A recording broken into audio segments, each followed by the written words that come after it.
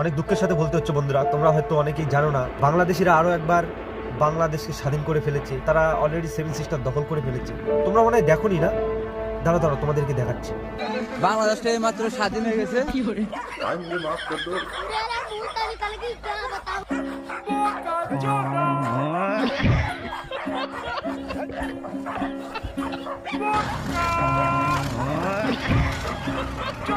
এই হলো বাংলাদেশিদের আসল পরিচয়। একে অপরের গোয়ে বাস দিয়ে 7 সিস্টার দখল করবে ভোদাইরা। 7 সিস্টার আমরা দখল করবো। আরে এদের মতো পাগলেরা তো ম্যাপের উপর ঘরবাড়ি পর্যন্ত তৈরি করে ফেলেছে।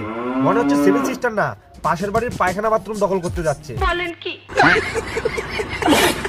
শোন, তোরা আগে নিজেদের ঘর বাড়ি সামলা, বুঝলি? ম্যাপের ওপর হাত বোলানো আর বাস্তবে সীমানা পার করা না মুখের কথা না, তোদের গাল ফাইতে দেব।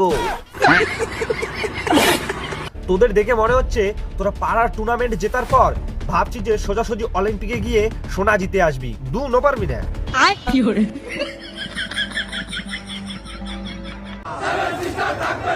7 সিস্টার আমরা দখল করবো।